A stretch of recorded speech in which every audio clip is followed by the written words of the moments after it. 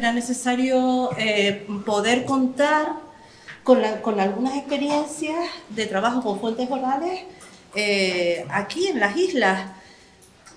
Esta representación que hay aquí necesariamente es incompleta. Bueno, son los contactos que hemos podido hacer. Pues en el transcurso de la mañana una compañera nos pasaba otra referencia, Isabel nos pasaba otra referencia de otra iniciativa que, bueno, hoy no está aquí. Las personas con las que contamos son, en este caso, en primer lugar, van a intervenir ellas, 4, ahora las presento, o las voy presentando a cada una en su momento, y también trataré yo de hacer una pequeña intervención para explicar qué tenemos nosotros, qué tiene este proyecto nuestro del Archivo de la Transición Democrática en Canarias. Bueno, empezamos por Greci Pérez Amores. Ella es, bueno, estudió Bellas Artes y además es licenciada en Filosofía, en Antropología, etcétera. Es profesora de esta universidad. Y bueno, ha tenido numerosos premios, ha participado en muchísimos proyectos, es una mujer multifacética, polifacética. Es miembro de la Cátedra de Globalización, Migraciones y Nuevas Ciudadanías y directora de la Cátedra de Silvo Gomero, secretaria también del Centro de Estudios Africanos. O sea, como ven, compatibiliza muchas cuestiones. Es presidenta de la Asociación Canaria de Antropología Social y Cultural. Ha publicado en un montón de revistas que no voy a relacionar y en distintas editoriales, pero hoy está aquí para hablarnos de las fuentes orales, el trabajo que han hecho con las fuentes orales en el Fondo de Antropología Audiovisual Galván Tudela de la URL, que la verdad que en su momento un técnico que trabajaba en este proyecto, pues nos conectó para ver si podíamos de alguna manera, digamos, coordinar procesos y demás. Pues nada, tiene la palabra, adelante. Muchas gracias. Bueno, si quieres por ahí, como tú quieras. Voy a ser breve porque tenemos unos 10 minutitos cada una. Muchísimas gracias, muchísimas gracias. Bueno, yo vengo como representante sobre todo de la Asociación Canaria de Antropología, que es la entidad que, bueno, pues que ha estado trabajando con este fondo. Este fondo es un ejemplo, es uno de los muchos ejemplos que verán hoy aquí. Yo no soy, por supuesto, no soy una especialista en archivos, ni mucho menos, pero nos surgió esta posibilidad desde la Asociación Canaria de la donación de los materiales de toda una trayectoria etnográfica de nuestro primer catedrático de Antropología de la Universidad de La Laguna, José Alberto Galván Tudela, y nos parecía una oportunidad que no podíamos rechazar dentro de toda nuestra inexperiencia, falta de relaciones, falta de financiación y otras muchas faltas, pero sobre todo teníamos muchísimas ganas, así que no lo quisimos dejar pasar. Estamos trabajando en este fondo desde el 2022, primeramente con la colaboración de la Asociación de Antiguos Alumnos de la Universidad de La Laguna y con el Consejo también, pues, con la ayuda del fomento de las relaciones universidad-sociedad, del Consejo Social de la Universidad de La Laguna, y con un primer convenio que firmamos con la biblioteca de la Universidad de La Laguna, también un poco para ver qué forma le dábamos a esto. Es una propuesta que en principio nace sobre todo con la necesidad de catalogar, de ver qué es lo que el catedrático Alberto Galván Tudela donaba a la Asociación Canaria de Antropología y luego ver pues, qué hacíamos con eso, ¿no? Cómo podíamos compartirlo, digitalizarlo y posteriormente, por supuesto, ponerlo en abierto dentro de todos los problemas que nos hemos ido encontrando a lo largo de este trabajo, como unos fondos documentales para que todas las personas interesadas en el tema, no solamente estudiantes de antropología o de cualquier otra ciencia social, sino cualquier persona pudiera tener acceso de una forma u otra a archivos fotográficos, diapositivas, de grabaciones, sobre todo de textos orales, entrevistas, vídeos de todo tipo, de 35 años de material audiovisual y etnográfico de este catedrático. Nosotros entendimos desde un inicio, y por eso creo que todos estamos aquí, que la catalogación y la digitalización de estos recursos es fundamental no solamente para que se comparta, sino también para que se conserve. Conocemos que una buena parte de todos estos materiales están pues, en unas condiciones, en las condiciones en las que podemos tenerlos dentro de nuestros despachos, dentro de algunos lugares que no son que no tienen las condiciones idóneas de temperatura que permitan la conservación. Tenemos incluso cintas de Super 8 con todas las consecuencias que puede tener pues, la conservación ineficaz de este tipo de materiales, ¿no?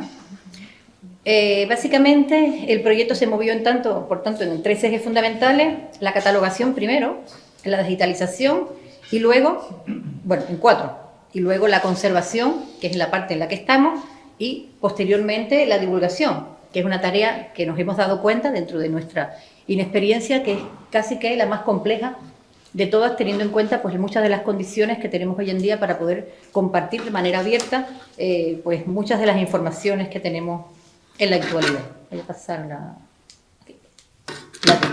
Bueno, ahora mismo lo que tenemos esto poco serían las características de los materiales que tenemos en el fondo audiovisual. Son solo 10 minutitos, de manera que no entraré en el diseño de las fichas. Para eso contamos con la colaboración en su momento de la biblioteca, que nos ayudó un poco a cómo elaborar esas fichas para la recogida de datos, que además se adaptaran a que también era un archivo etnográfico que tenía que cumplir con determinadas características para lo que las personas interesadas en la etnografía pudieran consultarlo, ¿no?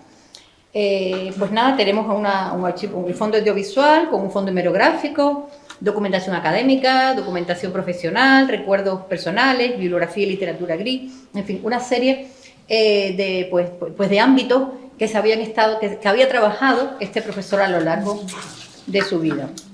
En cuanto al estado físico y la urgencia de conservación, hemos priorizado sobre todo los documentos, las cintas, las grabaciones, que son soportes que son obsoletos ya hoy en día y que requerían básicamente una digitalización inmediata, teniendo en cuenta que sería irreversible que en algún momento se terminaran echando a perder. De hecho, ya nos llegaron algunas que por la antigüedad ya tenían problemas para ser digitalizadas, ¿no?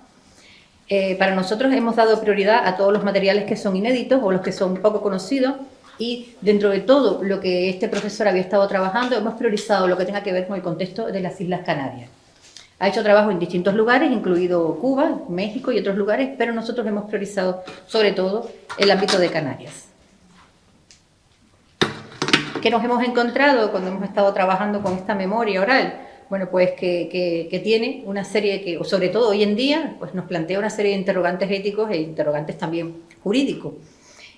Sobre todo los que tienen que ver con los derechos de la propiedad sobre muchas de estas grabaciones que tienen la antigüedad suficiente para que las personas que participaban en ellas no estén vivas, pero sí que siguen estando vivos, suponemos, pues las familias, ¿no? Las familias a las que esas personas pues han pertenecido, y por lo cual nuestra primera intención fue intentar localizar a todas las personas que descendían de esas personas para poder negociar con ellas la posibilidad de, por supuesto, de poner en valor de manera gratuita. Nosotros nunca, aparte de ser una asociación sin ánimo de lucro, pues básicamente se trata de un conocimiento abierto, democrático y plural, ¿no?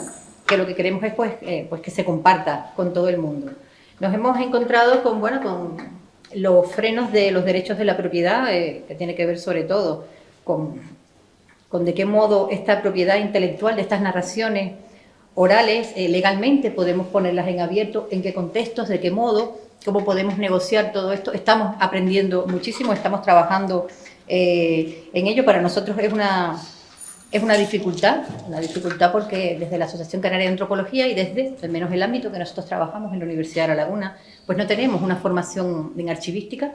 Para eso pues tenemos que acudir con personas de otros ámbitos universitarios que nos ayuden a contextualizar y evitar, pues no sé, la estigmatización de muchos de estos contenidos con los que además tenemos el cuidado de mantener un poco ese equilibrio entre el anonimato, porque vamos a ver, en el contexto de las entrevistas etnográficas, que no son entrevistas para ser compartidas en directo, sino que son entrevistas para conseguir una serie de información, para tener una serie de información y que luego no se comparten en abierto, como un cuaderno de campo que escribimos nosotros y luego publicamos un texto y un artículo. Y sabemos lo que pueden pasar con los cuadernos de campo cuando se publican en abierto. Lo mismo ocurre con este tipo de trabajos. No son entrevistas para ser publicadas, son entrevistas para recabar información con la que luego se trabaja.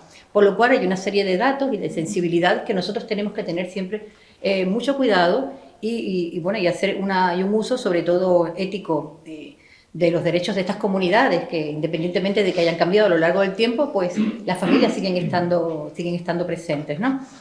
El otro desafío que nos encontramos es el de conservar los materiales originales. Las cintas, los Super 8, las diapositivas, que sabemos que también se dañan con muchísima facilidad. Y bueno, para nosotros este es un desafío técnico y económico importantísimo, tan importante como el desafío ético en el que seguimos trabajando. Como verán, hoy aquí yo no les traigo respuestas, traigo sobre todo muchas preguntas, muchas dudas y muchas cuestiones que nosotros nos hemos encontrado y que seguramente a muchos de ustedes les puede pasar cuando empiecen a trabajar este tipo de materiales, pues tienen más preguntas que respuestas y complicado de acceder a respuestas, sobre todo porque van cambiando muchísimamente con el tiempo. En cuestión de unos 10 años, pues todos los derechos de las propiedades han ido cambiando, han ido variando y tenemos que estar todo el tiempo pues actualizándonos en las legislaciones y las normativas, los comités éticos, etcétera, con la problemática que esto tiene, ¿no? Por lo cual contamos con unos soportes físicos que sabemos que son muy frágiles y que la digitalización es una solución parcial. Está bien conservar de forma digitalizada todos aquellos materiales para que podamos acceder a ellos, básicamente para que no desaparezcan. Pero luego tenemos el problema de que, bueno, ¿qué pasa con esos materiales originales? ¿De qué modo podemos conservar? Estamos ahora mismo trabajando pues, con el archivo histórico, de aquí nuestros vecinos de al lado, a ver hasta qué punto ellos pueden hacerse cargo de la conservación de estos materiales y también de ponerlos, de ayudarnos con todos los temas que tengan que ver con con los derechos, ¿no? Para este trabajo también nos hemos encontrado con una problemática, ¿no? Que es sobre todo una problemática ética. ¿Quién decide qué se digitaliza de todo lo que nos ha llegado? ¿De qué modo las personas que nos hemos estado ocupando hasta ahora del tema del archivo hemos sido neutrales a la hora de seleccionar estos documentos, que unos primero y los otros después? Estos nos parecen más importantes y otros nos parecen menos importantes, y realmente es muy complejo. Nos hemos atenido sobre todo a intentar digitalizar aquellos que vemos que están en peores condiciones y aquellos que tienen que ver con el contexto de Canarias, porque entendemos que es fundamental, sobre todo para el marco en el que se mueve la Asociación Canaria de Antropología, ¿no?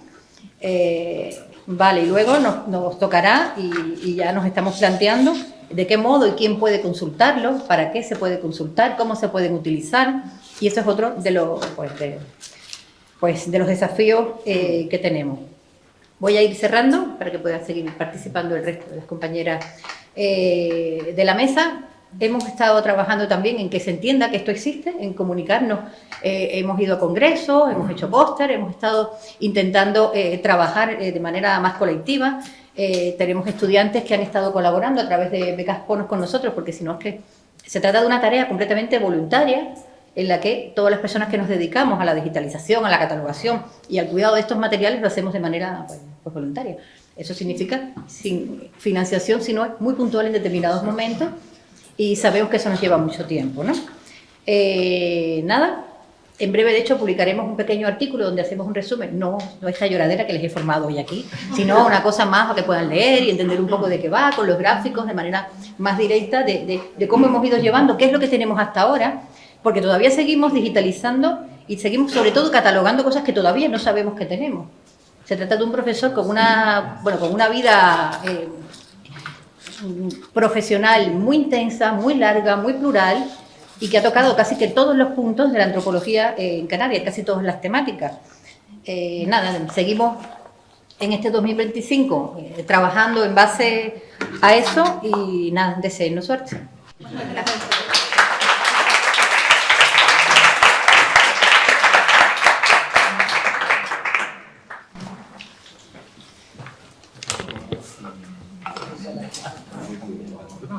Vale, le cedo la palabra ahora a Sebensui López Trujillo, licenciado en Historia por la Universidad de La Laguna. Él es doctor, autor de numerosas publicaciones académicas.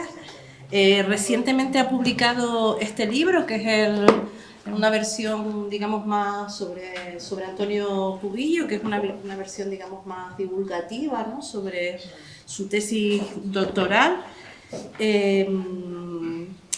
y que, bueno, lleva este título, Antonio Cubillo, del antifranquismo al independentismo africanista. Sebensui ha sido también creador de la editorial Le Canarien. Nace en el año 2012 esta editorial que está jugando un papel muy importante gracias a su impulso y con el objetivo fundamental de publicar monografías de carácter histórico sobre las islas, ¿no? A Sebensui lo hemos invitado a estar hoy aquí porque nos enteramos el otro día en la presentación del libro, que es el asesor técnico, un poco de casualidad, que es el asesor técnico del Archivo de Fuentes Orales para la Historia de Canarias. Sabíamos de la asistencia de esta iniciativa a FOSCAN. Y bueno, nos viene, digamos, a contar un poco en qué consiste y demás. Gracias. Gracias, Paqui. Buenas tardes a todos y a todas. Perdonen la voz, estoy un poco fastidiado. Primero que nada, agradecer a Paqui y al resto de compañeros y compañeras que han tenido esta extraordinaria iniciativa, por invitarnos, por considerar que teníamos algo que contar al menos y que compartir en torno a la gestión de las fuentes orales en Canarias. Como bien decía Paqui, yo pertenezco a la asociación AFUR, Proyecto Cultural, que desde 2022 diseñó el proyecto de generar un archivo de fuentes orales para la historia de Canarias. Hasta ese momento la asociación se había dedicado a otras cuestiones de carácter divulgativo y de conservación de la cultura popular canaria, pero un hecho puntual, concreto, desencadenante de todo esto, en el año 2022 hizo que la asociación pues, progresivamente haya quedado absorbida por AFOCAN y prácticamente todas nuestras energías se desarrollan aquí, ¿no? En el año 2022 ya nosotros habíamos trabajado con el folclorista Talio Noda Gómez, palmero. Habíamos trabajado en otros proyectos, como les digo, de carácter divulgativo, y sufrimos la tremenda noticia de que estaba ingresado muy grave y que, bueno, las posibilidades de supervivencia eran pocas. En ese momento, aparte digamos, de la preocupación que nos suponía que una persona como Talio Noda se encontrara en esa encrucijada vital, también nos planteamos la fragilidad de lo que podría suponer la pérdida de su ingente archivo de fuentes orales. Porque Talio Noda fue uno de los pioneros dentro de la etnografía canaria. Él desde los 70 ya estaba grabando a los viejitos y a las viejitas en Garafía, en Tijarafe, en fin. Sí. Él había hecho una labor enorme, muy pronto, también en Gran Canaria, y tenía unos materiales que eran imposibles de reproducir por otros medios. Sí. La información que estaba contenida allí representaba una parte importante de la cultura canaria que no se podía obtener de ningún otro medio, ¿no? Entonces, dado ese valor, decidimos que teníamos que intentar digitalizar ese material al menos para que no se perdiera. Estamos hablando de cientos de cintas de cassette, entre otros formatos, pero la mayoría son cintas de cassette, guardados en tasacorte en un garaje, con todos los problemas de conservación que eso tiene para este tipo de soporte. Y bueno, pues iniciamos todo el procedimiento.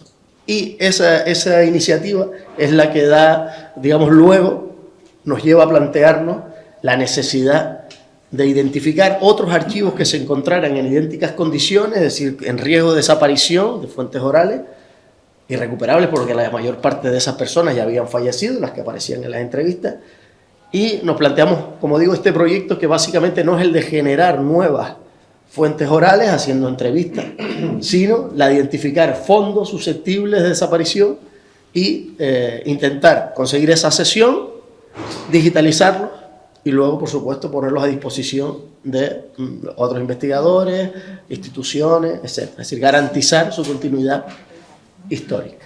Ese, digamos, es el origen de este proyecto. No sé si soy capaz de pasarlo. Vale, como les decía, un poco de planteamiento. Voy a ir rápido porque esta presentación es bastante más larga. Voy a enseñar algunas fotos. Bueno, AFUR es una asociación sin ánimo de lucro. Quiere decir que vivimos de las aportaciones de nuestros socios, de algunas instituciones, tanto puntuales como de manera más coordinada en el tiempo. Y en fin, pues no quiero alimentar el discurso de la precariedad que tanto hemos escuchado aquí hoy, pero es que es evidente, ¿no?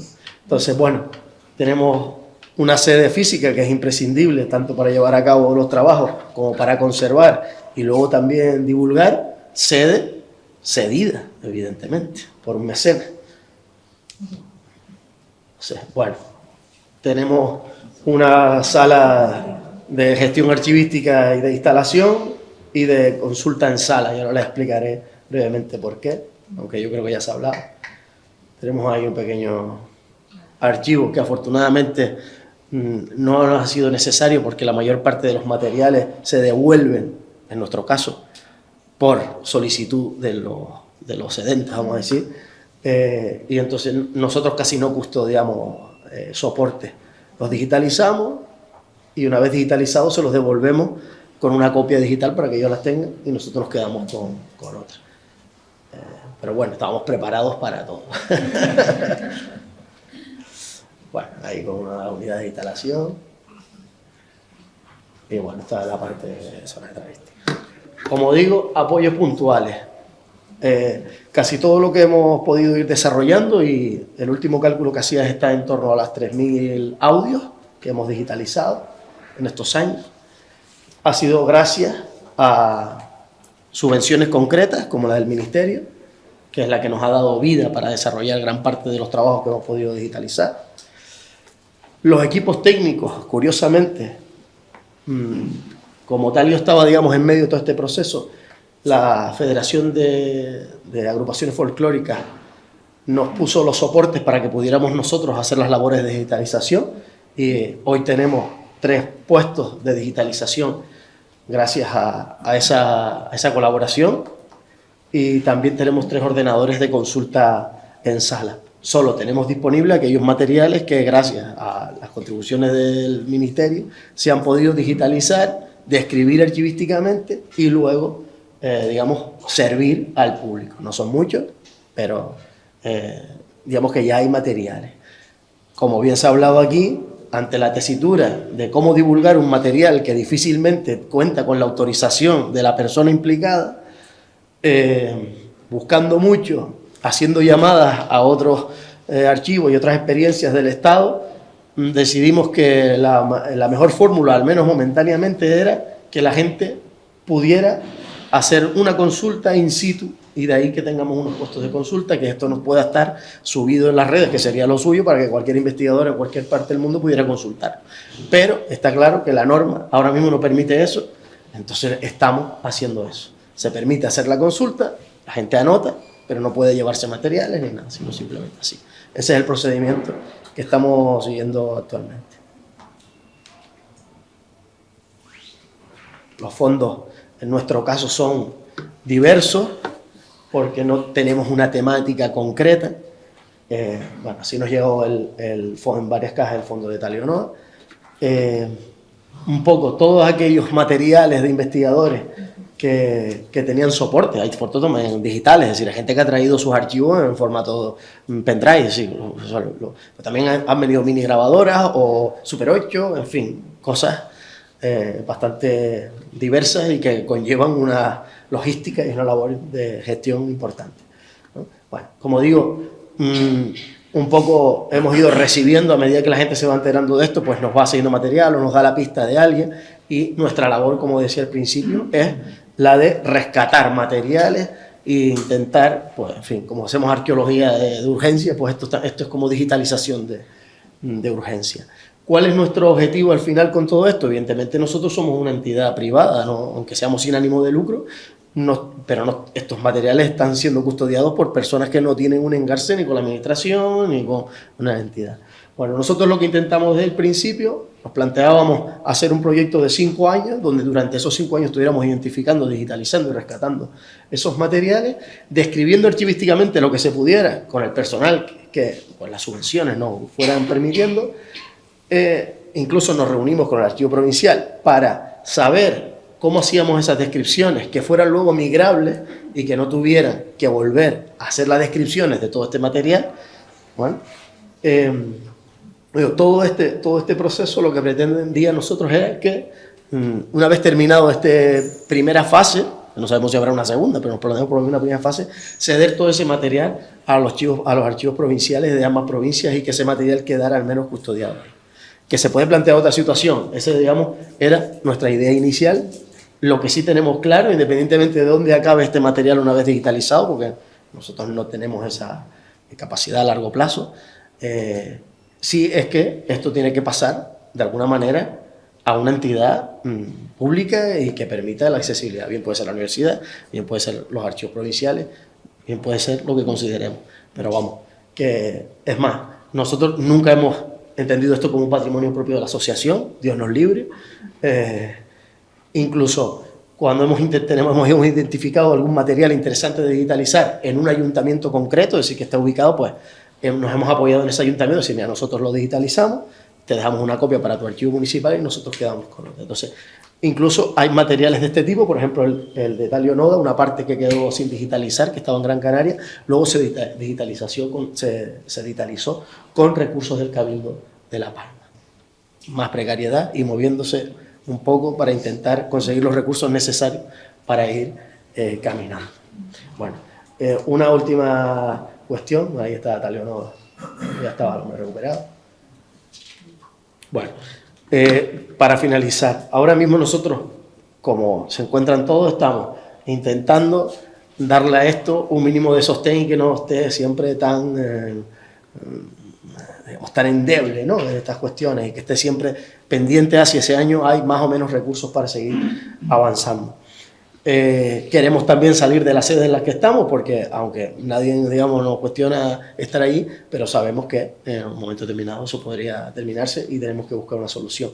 Y ahora mismo estamos intentando crear un acuerdo con el Cabildo de La Palma, y que va bastante avanzado, que nos van a poner un espacio para tener allí también a alguien digitalizando, y en el caso de La Orotava también un espacio, que además en esta parte sí está bastante avanzada, porque incluso gracias a las gestiones que hemos estado haciendo con todo esto, hemos conseguido la cesión, más bien la compra por parte del ayuntamiento de todas las grabaciones desde los años 80, 90 de Archipiélago Televisión, que es un testimonio bastante audiovisual, es bastante interesante para la época. El ayuntamiento ha hecho esa gestión a través de nosotros, y ahora vamos a pasar a la fase de digitalización de todos esos materiales.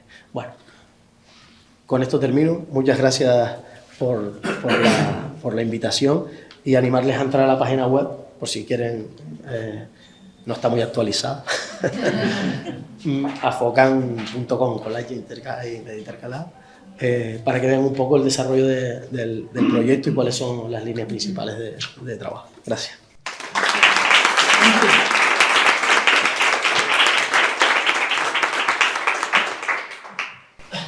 Ahora sí, en tercer lugar, nos acompaña Juan Manuel Brito Díaz, él es doctor en Historia por la Universidad de Las Palmas, profesor en el Departamento de Ciencias Históricas de dicha universidad. La verdad que desde el proyecto del Archivo de la Transición hemos tenido ya algunos contactos, intercambio de experiencias y una cierta vocación de colaborar, ¿no? Porque Juan Manuel Brito Díaz es investigador del Centro de Estudios y Documentación del Atlántico, el CEDA, y digamos que tiene una especie de archivo, se custodia también en Gran Canaria, una especie de archivo con materiales diversos de distintas tipologías, pues muy parecido al que tiene que ver con nuestro proyecto de Archivo de la Transición Democrática en Canarias, ¿no? Él tiene muchas publicaciones en torno a toda la cuestión de los movimientos sociales, ¿no? Y el archivo y la memoria de estos movimientos. Ha trabajado en un proyecto de investigación en esta línea, ¿no? Los movimientos políticos y sociales en la historia reciente de Canarias. Y hoy nos viene a hablar de esos fondos, digamos, que custodian lo que tiene que ver con la cuestión de fuentes orales.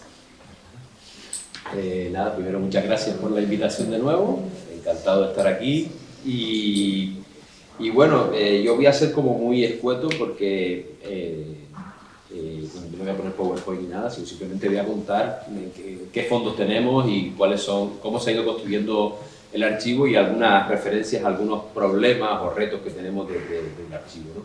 El fondo de fuentes orales o el archivo de fuentes orales en realidad forma parte del proyecto Archivo y Memoria Colectiva, ¿no? Es un proyecto de investigación sobre el papel de los movimientos sociales y políticos en la historia reciente de Canarias.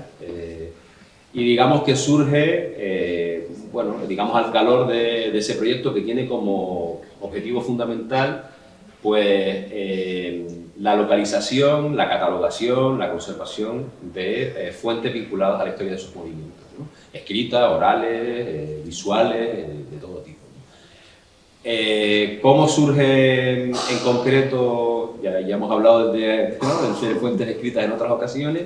El de fuentes orales en concreto. Bueno, en realidad el de fuentes orales surge en un primer momento en el año 2019, cuando ya estábamos iniciando este proyecto en general, pues de las aportaciones de 4 personas que nos dedicábamos a la investigación y que algunos de ellos, ahora los comentaré quiénes son, pues se dieron sus materiales de todas sus investigaciones, ¿no? Fundamentalmente, en primer lugar, 2 personas, Miguel Suárez Bosa, que desde finales de los años 80 llevaba haciendo ya entrevistas sobre el movimiento obrero, relaciones laborales, hizo muchísimas entrevistas, bueno, ahí empecé a hacer entrevistas con él hace muchos años de historia oral, de portuario fundamentalmente, ¿no? De toda la historia del movimiento obrero en el puerto de Las Palmas, y Miguel cede todas digamos, todas sus fuentes orales, ¿no? También hubo una sesión de fuentes orales de Pilar Domínguez, que es profesora en la Universidad de Las Palmas y que también formaba parte del equipo de trabajo que estábamos en el SEDA en ese primer momento, aunque yo creo que ya ahí estaba ya jubilándose o por ahí, pero también cede una parte de lo que tenía ella, ¿no? Otra parte no la cede, la sigue teniendo, pero cede una parte y cede algo que ella había ido recopilando, que eran entrevistas de historias de vida de estudiantes del grado en Historia y del grado de Trabajo Social en asignaturas que ella había impartido, que una de las cosas que hacían esas asignaturas era el diseño y la realización de historias de vida. Entonces ahí nos encontramos con una gran cantidad importante de entrevistas de historias de vida. Muchas de ellas, la mayoría, creo que son a mujeres, porque una de las asignaturas que daba era historia de género y ahí estaba vinculado también a la construcción de eso. Entonces, bueno, era una parte importante. Pues. Y luego, aportaciones de Pablo Socorro, que también entregó todas sus entrevistas vinculadas al movimiento anti-OTAN. Ahí incluía activistas de Canarias y también de fuera de Canarias, de Madrid y de Asturias, en su investigación. Y yo cedí todas las entrevistas que tenían relacionadas con el movimiento ecologista, ¿no? En un primer momento, digamos que el punto de partida fueron 102 entrevistas, ¿no? Que logramos recopilar solo entre 4 investigadores. Había un número importante de quienes llevaban más tiempo. Y digamos que aproximadamente el 60% eran estas historias de vida realizadas por estudiantes del grado en Historia o del grado en Trabajo Social, ¿no? Claro, nos encontramos de entrada con que eran temáticas, bueno, relativamente diversas, ¿no? Nos encontramos con que había una parte que eran relacionadas con el movimiento obrero, con las relaciones laborales, luego otras vinculadas a entrevistas a activistas ecologistas, feministas o del movimiento anti-OTAN, algunas relacionadas con la guerra civil y el franquismo. También teníamos algunas entrevistas a historias de vida vinculadas con las migraciones, que había cedido Pablo también con alguna investigación que había hecho, estas historias de vida de las que estoy hablando, entrevistas a dirigentes políticos también que se habían realizado por algunos de los investigadores, y también habíamos logrado recopilar pues, material que no eran entrevistas, sino conferencias, programas de radio, etc. Pero esas son las menos, la verdad, en este momento. Bueno, en realidad, lo primero que hicimos fue bueno, empezar a, de alguna manera, a ordenar toda esa información. Diseñamos un cuadro de clasificación a partir de las distintas temáticas. Realizamos también en un Excel, ¿no? el primer inventario y clasificación vinculado a ese cuadro de clasificación, y intentamos conservar de la mejor manera, digamos, en mejores condiciones de las que estaban, aunque no estaban en malas condiciones porque cada uno tenía bastante bien conservado, eso es la verdad. Bueno, y ordenadamente, ¿no? Todo ese material que también tenía como formatos muy distintos, ¿no? Desde los mini-cassettes de estos hasta bueno, los cassettes normales, CD y algunas de ellas ya digitalizadas. Incluso en algunas están todavía en una grabadora de la que no logramos sacar esa información y permanece en la grabadora, que la tenemos mantenida para intentar recuperarla. Esto hasta el año, digamos que fue lo que hicimos durante el año 2019-2020, y en el 2020 empezamos a seguir incorporando entrevistas. Ya creo que esta mañana se comentó, ¿no? Una de las características, o por lo menos que nosotros tenemos en nuestro archivo, es que a medida que salen proyectos van surgiendo entrevistas, ¿no? Y durante algún tiempo ahí salió el debate de cuánto controlas, ¿no?, la creación de la fuente. No controlabas la creación de la fuente, sino que te iban apareciendo, pues porque cada uno de nosotros iba haciendo investigaciones, pero no habíamos pactado ningún criterio, ninguna pauta, ¿no? Pero es verdad que, digamos que en los últimos 4 años hemos incorporado muchísimas entrevistas, porque en los diferentes proyectos utilizábamos fuentes orales, ¿no? En el trabajo que hicimos sobre los movimientos vecinales en la ciudad de Las Palmas incorporamos aproximadamente unas 23 o 25 entrevistas.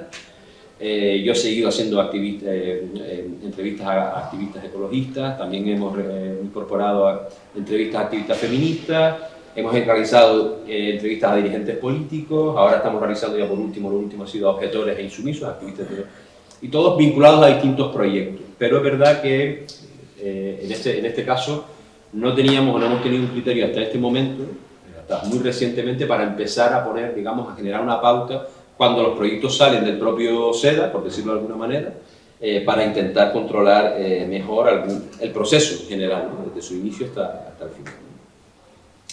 Además, casualmente, no sé cómo, pero Pilar dejó en su despacho 35 entrevistas que yo me encontré al ocupar su despacho recientemente, y acabo de incorporar 35 entrevistas de historias de vida nuevamente de estas que habíamos incorporado y que no se habían llevado.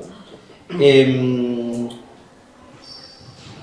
realidad, muy recientemente, y después de haber hecho una formación, bueno, con la gente de Asturias, con la gente de La Fosa, con Irene, que nos tuvimos ahí durante unos cuantos días trabajando con nosotros, empezamos a intentar poner un poco de cordura a este tema, porque nosotros pusimos en marcha una experiencia que es el Laboratorio de Historia Social, y teníamos un proyecto que es la creación de un campus de Historia Social, que se realizó ahora recientemente en el mes de septiembre en el municipio de Santa Lucía, y el campus de Historia Social básicamente fue, con estudiantes del laboratorio, realizar unas 30 entrevistas durante 4 días en el municipio, realizando historias de vida del municipio vinculados a la vida cotidiana durante el franquismo y la transición. También introduciendo algunas preguntas relacionadas con conflictos o elementos que nosotros conocíamos del municipio, y que dieron lugar a la realización de 30 entrevistas. Y estas sí las hemos pautado desde el primer momento, ya con una serie de cuestiones para intentar de alguna manera empezar a construir más ordenadamente la fuente.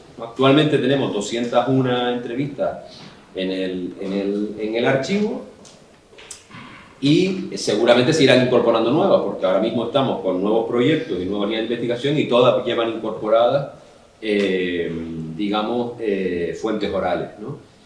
Nuestra idea es que estos nuevos proyectos ya empiecen de alguna manera a realizar algunos parámetros comunes para su incorporación al archivo. Es decir, que no solo nos doten, digamos, en bruto de la entrevista, sino que esto venga acompañado, pues, de la ficha correspondiente, incluso del minutaje, como hemos hecho con las entrevistas o la indexación, es decir, todo este tipo de elementos, intentar ir ordenándolos para facilitar luego este trabajo. Retos a corto plazo de lo que tenemos. Bueno, yo creo, primero que diría es que tenemos que tomar muchas decisiones, sobre cómo podemos mejorar muchísimo lo que tenemos entre manos. Yo creo que hay que actualizar el cuadro de clasificación, tenemos que dar una vuelta, creo que se ha quedado algo incompleto, desfasado, tenemos que dar una vuelta, tiene errores desde mi punto de vista. Tenemos que empezar a intentar indexar todas las entrevistas que tenemos, la mayoría están sin index, no tenemos ese material, y eso facilita mucho que podamos luego proponerlo como un medio para la consulta. No lo tenemos. Hoy en día el archivo no está para consultar, digamos, no está preparado para que sea consultado, y esto es una cosa que tenemos que ir dando algunos pasos para que eso se pueda dar. Hay mucho material que digitalizar, la mayoría están sin digitalizar, la mayoría de las entrevistas, y también tenemos que mejorar el espacio de conservación, pero esto es un problema de todo nuestro proyecto en general, que no tenemos condiciones. Y cuando vi ahora las fotos tuyas dije, mi madre, ojalá tuviéramos nosotros 2 habitaciones como esa, y cuando veo las estanterías vacías digo, joder, Nosotros tenemos el contenido, pero no tenemos standing para ponerlas en ningún lado, y ahí está. También tenemos, por ejemplo, un problema con las autorizaciones, porque muchas de las entrevistas no tienen autorización, yo diría la mayoría. Curiosamente, las historias de vida de los estudiantes, muchas tienen autorización, cosa que nos sorprendió porque pensamos, pero claro, en ese sentido Pilar fue como muy, pedía la autorización y las teníamos, la mayoría, otras yo creo que se han traspapelado, pero en otros casos no tenemos autorizaciones o no muy claras, ¿no? Entonces, bueno, tenemos que ver también cómo nos manejamos con esto. Ahora estamos siendo como mucho más, digamos, exhaustivos con estos temas. Y yo creo que, bueno, que en realidad, bueno, nosotros tenemos por delante, porque creo que vamos a seguir generando mucho material con los proyectos. Afortunadamente tenemos varios proyectos que van a dar lugar a nuevas fuentes. Y nada, y tenemos que prepararnos para poner en valor lo que tenemos, conservarlo mejor y sobre todo ponerlo en disposición de consulta. No tengo mucho más que decir porque esto es lo que hay. Muy bien. Sí.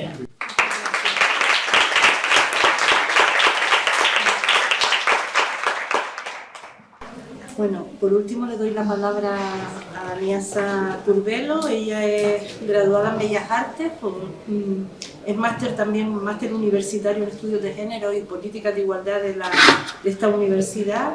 Es una artista transdisciplinar, activista, investigadora en torno a toda la cuestión de la memoria y la disidencia sexual, la canariedad y el género. Es directora del documental Memorias Aisladas.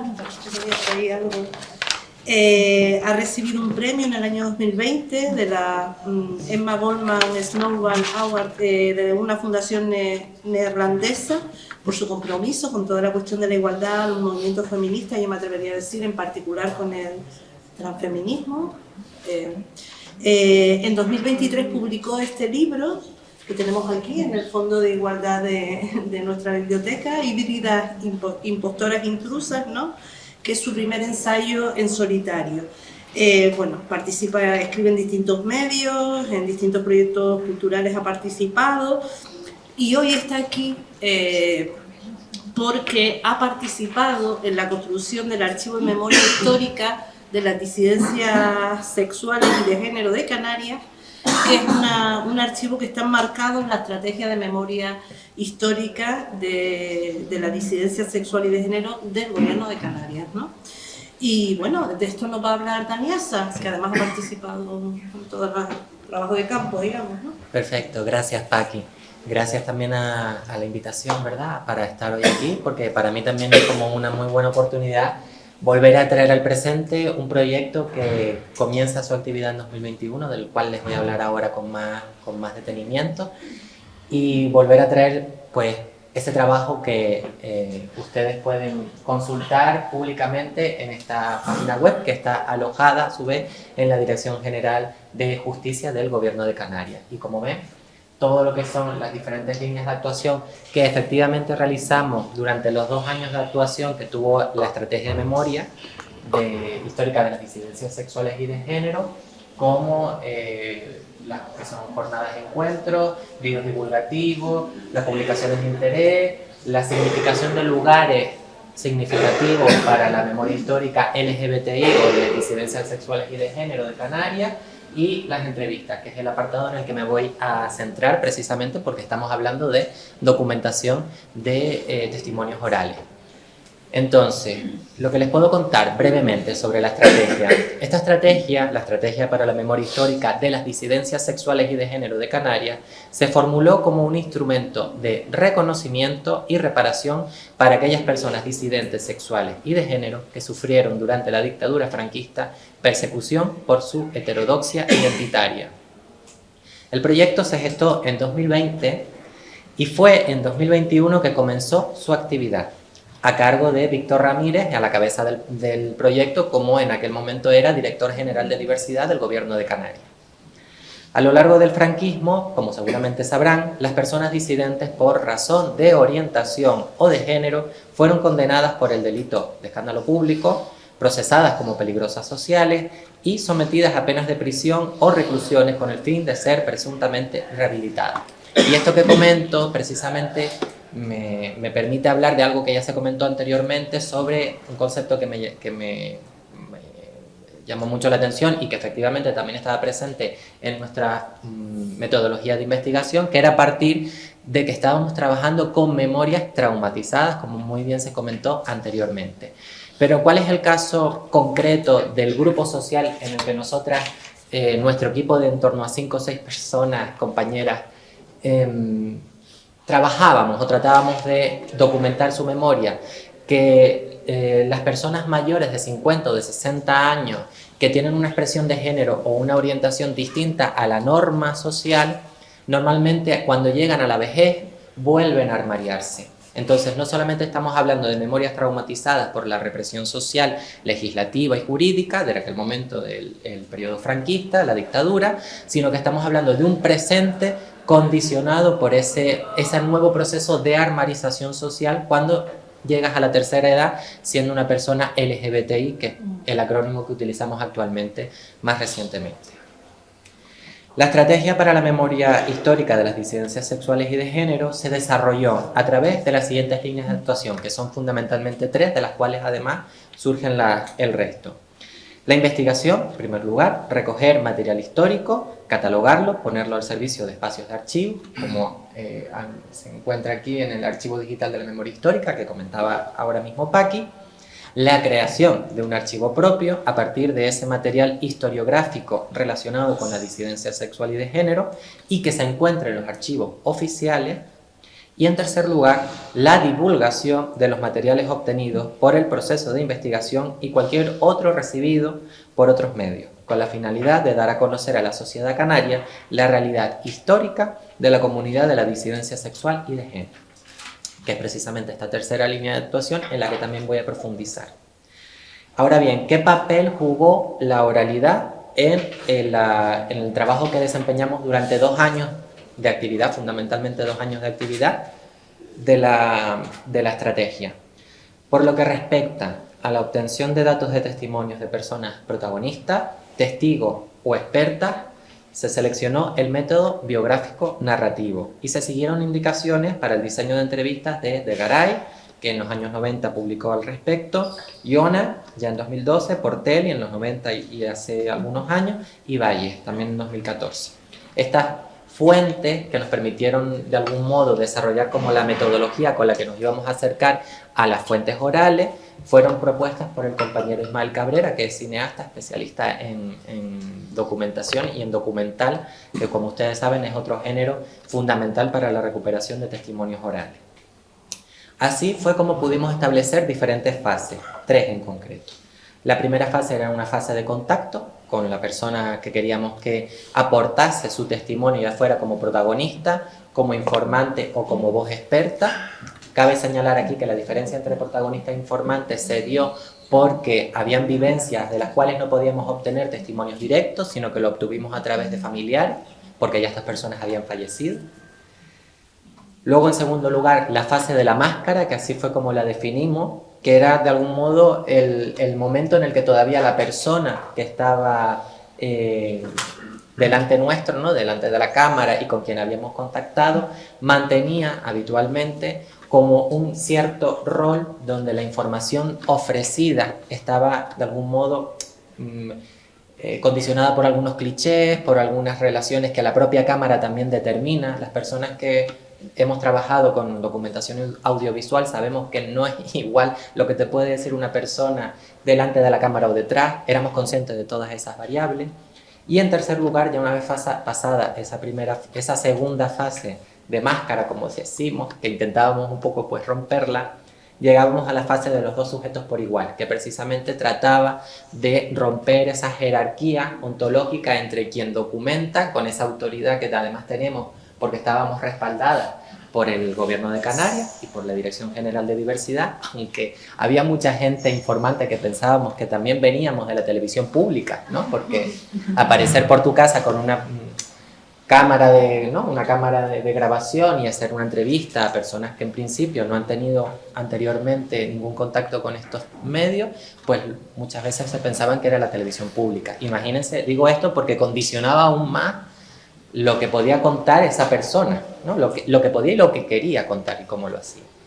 Entonces llegábamos a esa segunda fase, que igualmente, ahora lo comentaré, tanto la primera fase como la segunda fueron recogidas audiovisualmente y forman parte del archivo de entrevistas de la estrategia.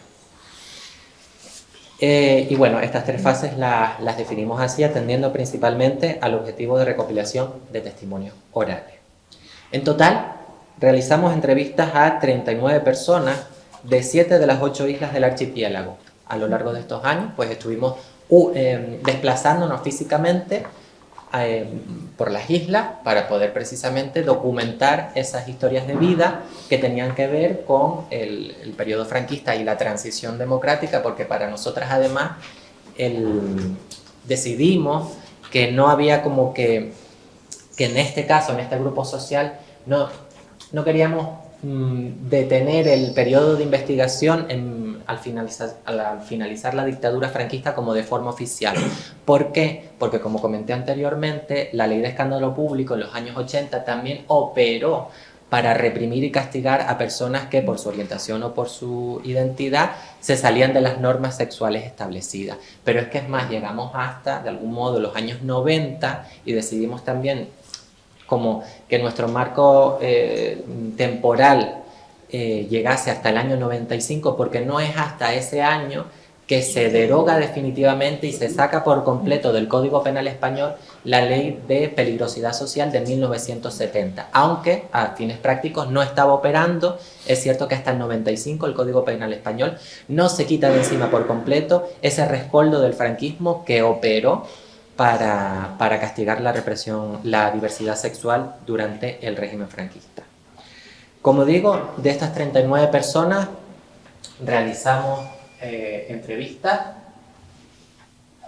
que se localizan en toda Canarias y que, por ejemplo, si pinchamos en Tenerife, que es la isla en la que estamos, aparecen los perfiles, ¿no? Estos 39 perfiles.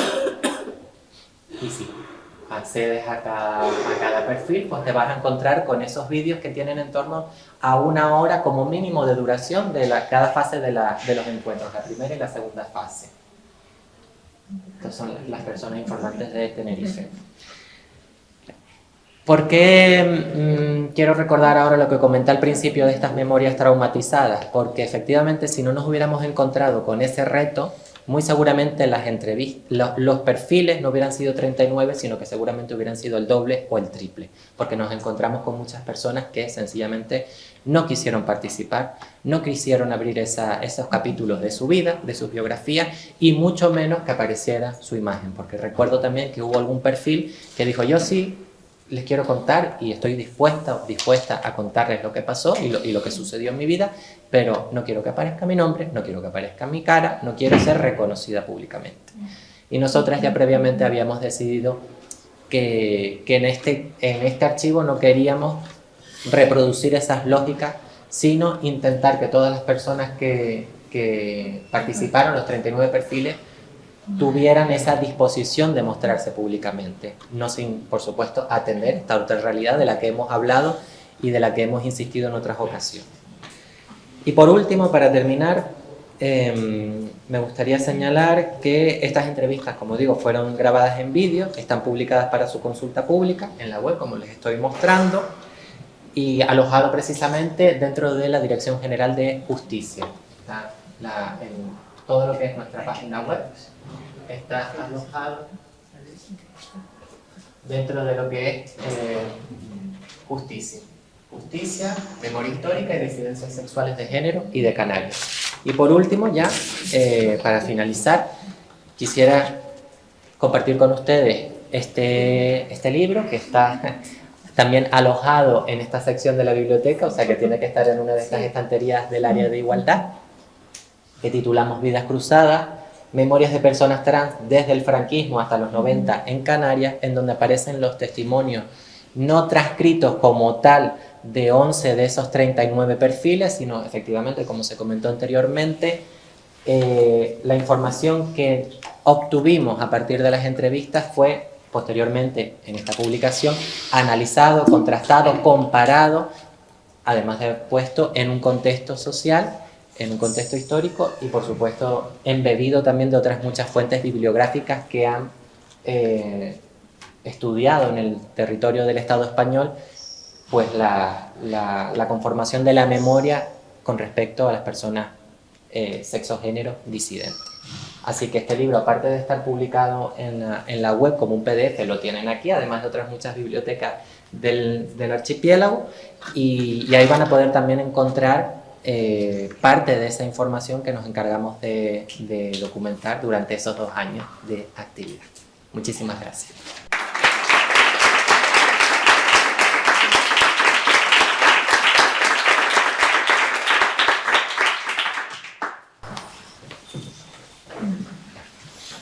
Mi labor inicialmente iba a ser simplemente coordinar la mesa, pero en un momento dado nos pareció que era importante también que como anfitrionas de esta jornada contáramos un poco lo que tenemos, que como verán ahora es todo bastante más precario que las experiencias que aquí se han expuesto. Diría yo que un poquito más precario.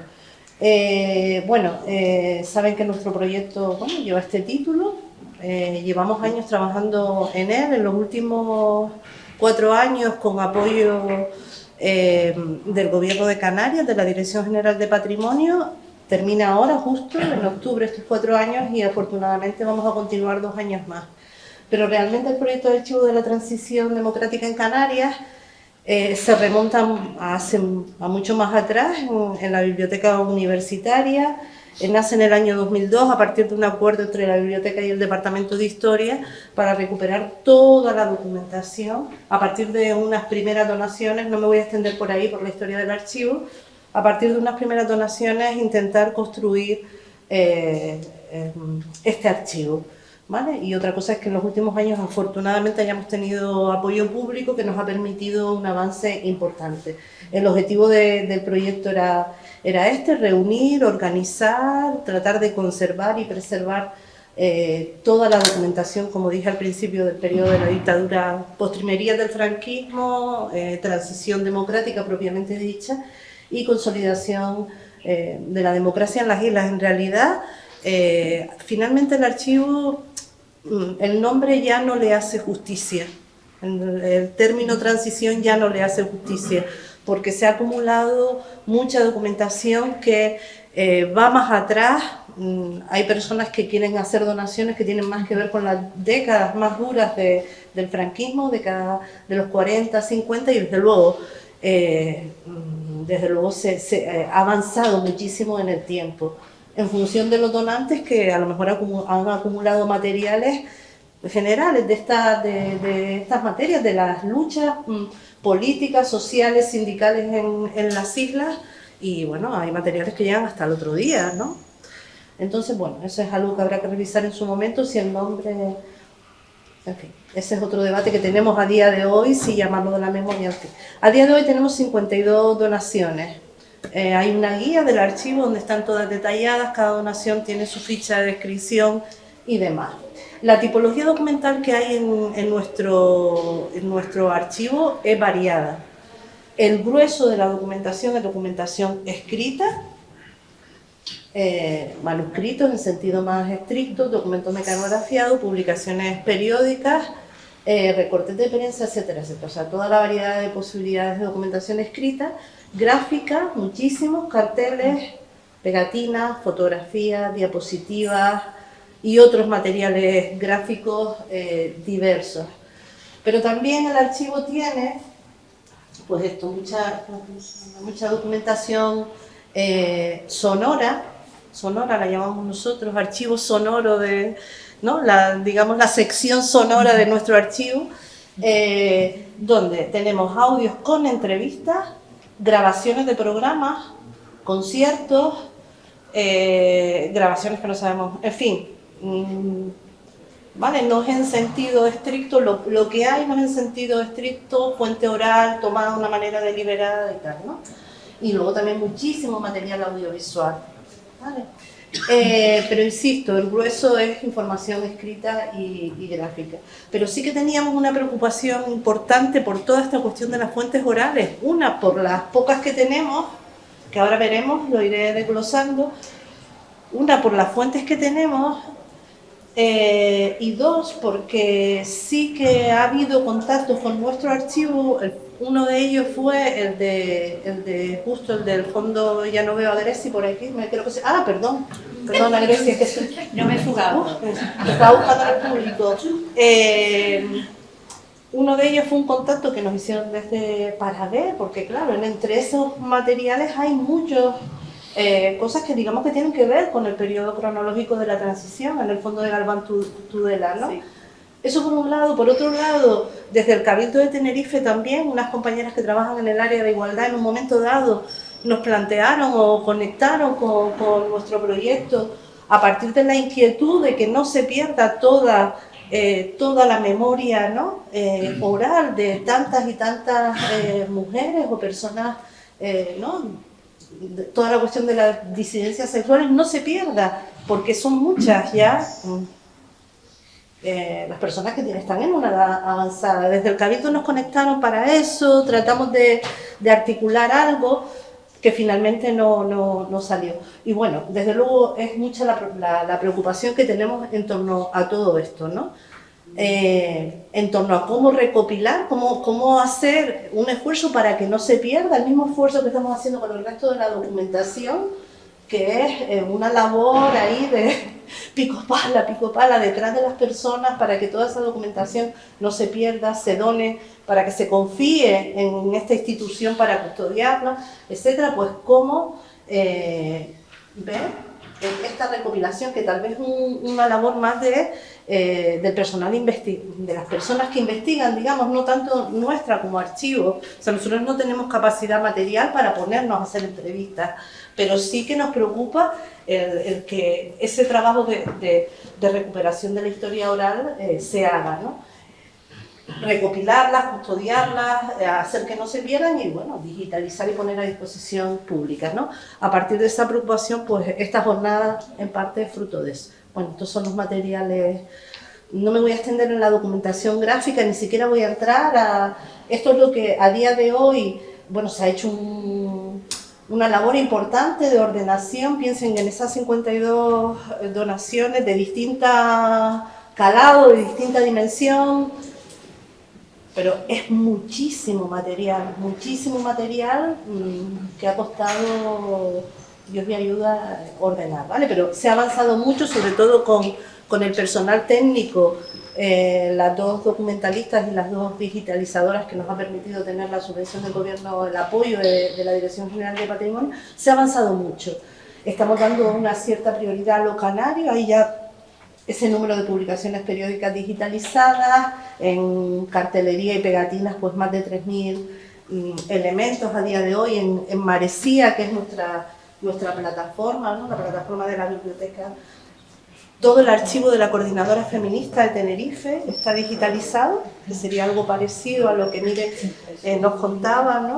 Todos esos manuscritos, toda esa producción que hizo esa organización concreta en Tenerife, bueno, lo que produjo como tal y lo que reunió de otras.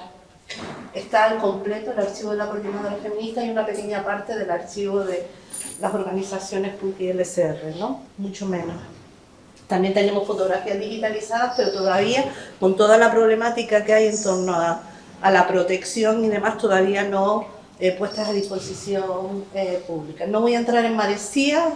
Quien quiera verlo, Maresía ULL, es muy fácil de localizar en la red, y ahí hay un apartado para el archivo de la transición que a su vez tiene dos secciones, una hemeroteca canaria y todos los materiales gráficos que hemos ido subiendo.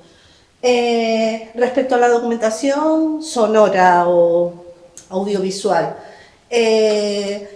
tenemos el mismo problema que tiene todo el mundo, o sea, son formatos absolutamente desactualizados, casetes, microcasetes, toda la tipología que puedan imaginar, cintas VHS, películas antiguas, cintas de magnetofón, cosas que yo no había visto en mi vida, por ejemplo, y ya tengo mis años, ¿no? Bobinas de audio, etcétera, ¿vale? Una tipología amplia. Bueno, sabemos que se han ido perdiendo esos materiales, se han perdido o ya están en desuso los materiales, los equipos reproductores de esta tipología documental, ¿no? Incluso en la biblioteca, que tenemos una mediateca y una cartoteca, y que hay materiales de este tipo, de películas, música, o sea, hay materiales de todo tipo. Sin embargo, se han ido dando de baja los aparatos reproductores porque ya nadie viene a ver un VHS a la biblioteca, ni se lo lleva en préstamo. Entonces ahí hay un problema, ¿no? Y nos encontramos también con el problema de que en general nuestra institución no tiene equipos para proceder a la digitalización de estos materiales. No tenemos a día de hoy. Tenemos unas máquinas para la digitalización, unos escáneres más o menos profesionales, ¿no? Para la digitalización de los materiales escritos y tal, pero para esto no tenemos prácticamente nada. Más bien las cosas que hemos hecho han sido algunos compañeros del proyecto, que por cierto no lo he dicho, un paréntesis, o sea, este proyecto yo hablo en nombre del equipo, que está compuesto en primer lugar por el profesorado que han visto hoy, Marta, Domi, Marta, Inma, ¿no? El personal técnico, un equipo muy importante de voluntarios sin el cual no podríamos estar, el alumnado de prácticas externas que nos ha ayudado también a sacar adelante buena parte de los trabajos, becarios, etcétera. O sea, un equipo amplio de personas. Digo, lo que hemos digitalizado, Fernando me miraba, pero creo que lo hemos hecho más en equipos a título particular, ¿no? Hemos digitalizado algunos casetas, algunas cosas, pero desde luego en la biblioteca no tenemos equipos adecuados. ¿Vale? ¿Qué tenemos a día de hoy? Voy a pasar rápidamente. La primera colección es la del profesor Domingo Garí, o sea, todas las cintas de cassette de todas las entrevistas que él hizo en el año 87 aproximadamente, de cara a su tesis sobre el nacionalismo en Canarias, ¿no? Y luego algunas más, bueno, ahí tienen todos los nombres, y algunas más que hizo más recientemente a Manuel Hermoso, que ya falleció hace recientemente, ¿no? Con Fernando Sabater. Algunos debates de radio, etcétera, ¿vale? Esto curiosamente sí que está digitalizado por un investigador de la Universidad de Las Palmas que vino a trabajar con los materiales del archivo y se lo llevó a la Universidad de Las Palmas, que tenía equipos más avanzados, y hicimos el préstamo a la Universidad de Las Palmas y se digitalizó esta colección de cintas de Domingo Garí, que tienen un problema, creo. Bueno, lo hemos hablado muchas veces, entiendo este problema que ya ha salido, el del consentimiento, la autorización y tal. En su momento, pues sí, hubo consentimiento para realizar esa entrevista, pero no hay nada claro, firmado, etc. Bueno, es cierto, lo tenemos digitalizado, lo tenemos en el drive de la biblioteca y los o sea, permitimos la consulta, quizás saltándonos, miro para allá, quizás saltándonos en algunos momentos, ¿vale? Pero sí permitimos la consulta, hacemos que los investigadores e investigadoras firmen un compromiso de una utilización razonable y ética y que proteja los datos de las personas y la información que ahí aparece, pero sí que lo estamos dejando consultar en algunos casos, ¿vale? Digamos que esto es más estrictamente fuentes orales, ¿no? También tenemos una pequeña donación, son 5 citas de cassette de Ana Peña, que me había dicho que igual venía. Una de esas técnicas del Cabildo, pero que a su vez es historiadora, técnica de igualdad, que a su vez es historiadora, y en su día también, por allá por los años 80, entrevistó a algunas personas, ¿no? Que fueron bueno, represaliadas por el franquismo, por su pertenencia al Partido Comunista, ¿no? Florisel Mendoza, que lo conocen, los Alzados de La Palma, Eduardo Jiménez de la Espada, un capitán tal que luego terminó viviendo aquí en las islas, también nos han pedido su entrevista desde Madrid. Y la hemos, en fin. Y Germán Pires, que fue un histórico del Partido Comunista de Las Palmas, ¿no? La Federacista, ¿vale? Esto digamos que es más estrictamente fuente oral. En estos casos, en la de Domi no tenemos una transcripción, que tendríamos que buscar un procedimiento para generar las transcripciones, porque facilita mucho. En el caso de las de Ana están las transcripciones que ella hizo, las transcripciones manuales que ella hizo, ¿no? Luego, yo he llamado colección de Samuel Sosa, que no la teníamos tampoco articulada así, pero de cara a la presentación, lo cierto es que es un estudiante de historia, o sea, graduado en historia, que hizo un máster y demás, y que trabajó y que hizo un trabajo en torno al feminismo recientemente, hará 3 años o algo así, y no se dio, le pedimos y no se dio. Veo por ahí también a Bárbara, también Bárbara no sé si está todavía, bueno, también hizo alguna entrevista, en fin. En este caso, fíjense, reciente, 3 años, el trabajo de Samuel de hace 3 años, pues había perdido ya los audios, tenía la transcripción, en algunos casos tenía la transcripción y en otros sí que tenía el audio, los había perdido en tan poquito tiempo. Vale, concretamente le entrevistó a Ana Hernández, a Carmen Núñez y Ángeles Arbona. Aprovecho y digo aquí, aunque lo tengo, esta idea, en realidad debería, esta idea de que hay un problema, sabemos, veo también la cara de Ana Hardison, en fin, veo a tantas personas, mujeres, me consta, sobre todo en el ámbito del movimiento feminista, que se han hecho entrevistas hasta la saciedad, algunas de ellas muchas veces, y todo eso se diluye, se difumina, no está, o no hemos sido capaces de recopilarlo, tenemos recopilarlas. Está, por ejemplo, el trabajo de Valeria Cabrera, habría que ver y que se ponga, antes lo comentaba alguien al principio, ¿no? El poner todo eso a disposición, no, Greci, creo que decía, no sé quién lo decía, lo de la ciencia abierta, Nereida, lo de la ciencia, nos llenamos la boca con la idea de la apertura, ciencia abierta y tal, y no, o sea, todo ese material se difumina en muchas ocasiones. Pues habría que buscar algún mecanismo, ¿no? Entiendo, para centralizarlo, para que no se vuelva a machacar a las mismas personas con no sé cuántas entrevistas. Vale, en el caso del archivo de la coordinadora feminista, pues solo hay algunas cintas de cassette y algunos VH con actividades de la organización, no los hemos analizado en profundidad y creemos que son de actividades de la organización. El archivo de Antonio Cubillo, aquí hay mucho material. Ya todo esto no estamos hablando en estricto de fuentes orales, digamos, ¿no? Incluso en lo de la coordinadora feminista habría que analizarlo. Pero bueno, hay un pequeño inventario, esto es lo que hay, como verán, es mucho material, muchísimo, que junto a la globalidad, al conjunto de trabajo que tenemos, pues es complicado. Pero bueno, en el caso de Cubillo, que es uno de los archivos más potentes que tenemos en este proyecto de archivo de la transición, el que más interés suscita, el que más consultas recibe, pues bueno, se ha empezado a inventariar cintas, se han empezado a digitalizar algunas, corrígeme Fernando si me equivoco, de forma muy casera, y por ahí se está haciendo un trabajo. En realidad, en muchos casos no tenemos todavía, nosotros venimos aquí bastante precarios, no sabemos exactamente cuál es el contenido de cada una de estas cosas, están más o menos inventariadas y tal, y aquí ya digo, hacer una labor de análisis del contenido que no hemos hecho. En el caso de Antonio Cubillo, un material importante son las famosas bobinas de la emisión de La Voz de Canarias Libre desde Radio Argel. Así están en algunos casos, ¿vale? Son 13 bobinas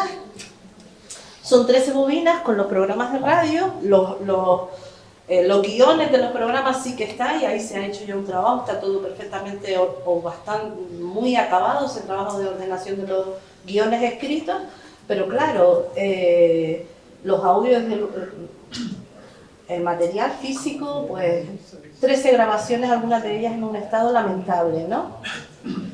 Vale, tenemos también la colección de Zenaido Hernández, el periodista, ¿saben? Pues que nos ha cedido algunas grabaciones de la radio, de las cadenas de Radio Club, 124 casetes de distintas cuestiones y luego 2 cintas de magnetofón, otra formato, con el acto de entrega de la ciudad de Santa Cruz de Tenerife al caudillo, o sea que puede ser muy interesante. Y el acto de toma de posesión del alcalde de Santa Cruz, Ernesto Romeo de Armas, ¿vale? Recientemente nos ha llegado el archivo de Álvaro Morera Felipe, que ya ahí se han roto todas las cifras, ¿no? O sea, que las pobres compañeras han estado haciendo recuentos y una compañera también, Ana Benazar, también nos ha hecho nos ayudó muchísimo a ordenar todo eso, todas las tipologías imaginables, microcasetes, o sea, números a lo bestia, pero sin tener claro que todo eso sea tenga contenido relevante para nuestro proyecto, ¿vale? Simplemente está pues más o menos ordenado, localizado y bueno, en definitiva que es muchísimo el trabajo que en nuestro caso está por hacer en lo que tiene que ver no con las fuentes orales estrictamente dichas, sino con todo este tipo de materiales. Y ya para terminar, tenemos también que nos ha llegado dos cosas, otros que son dos conciertos del Festival de Solidaridad Canaria. Claro, porque todo esto también, digo, desde el punto de vista de recuperación de fuentes sonoras sería interesante, o sea, todo lo que se dio también a nivel cultural, a nivel... en ese periodo, bueno, el Festival de Solidaridad Canaria, que era esta organización, ¿no?, de defensa de los presos canarios en el año 79, y un concierto muy concreto, el Son del Desahucio del año 76, del grupo Surco. No sé si enlazará esto, simplemente nosotros no hemos hecho nada el otro jueves, tenemos las cosas en nuestro drive, en el drive de trabajo no hemos hecho nada de exposición pública de todo esto, ni mucho menos, o sea, es muchísimo todavía el trabajo por hacer. Y simplemente nuestra labor ha sido comenzar lentamente en la ordenación y análisis de contenido de todo esto.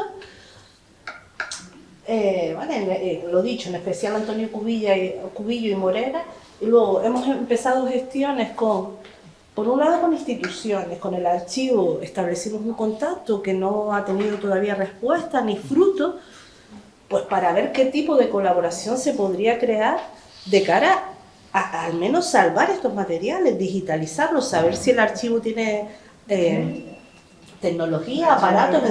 Me pareció entender que ustedes también han hecho esa, pues para salvar todo esto, pero no hemos tenido una respuesta todavía muy clara. Y luego pensando, o sea, en el intento de que esta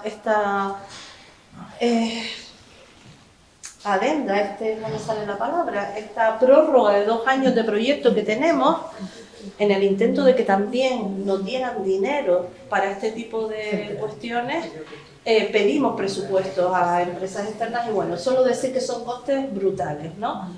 Con los recuentos que teníamos hasta mayo, junio, cuando pedimos los presupuestos, era y sin haber contabilizado todo lo que tenemos a día de hoy, ¿no?, más ordenado ya todo el archivo de Álvaro Morera, eran costes altísimos, ¿no? Digitalizar lo que nos parecía más relevante, pues 7, 8 mil euros echa para arriba, ¿no? Alguna empresa canaria y varias empresas de península, ¿no? Bueno, ya, en definitiva. Y bueno, luego esta jornada también está en las cosas que hemos hecho pues para ver, y que yo creo que bueno, ha sido muy interesante poner en común experiencias del Estado, más cosas que hay aquí, que se están haciendo aquí para ver cómo tiramos, cómo coordinamos, si podemos exigir alguna instancia pública que todo esto que está, ¿no?, en distintos ámbitos, que pues tenga algún tipo de coordinación. Me consta, además veo por aquí, bueno, ahora ya no están algunas, pero Joaquín está escondido, mucha gente, muchos alumnos muchas personas que han utilizado las fuentes orales, podríamos hablar de Sabater, de mucha gente que ha utilizado fuentes orales. ¿Dónde están? Recuperarlas y que todo eso, lo que están haciendo los distintos proyectos, puedan estar más o menos ordenados, ¿no? Ya, pues básicamente eso, cooperar entre iniciativas que en Canarias y plantear a los poderes públicos que haya algún tipo de apuesta y de ayuda por la recuperación de las fuentes orales. Perdón.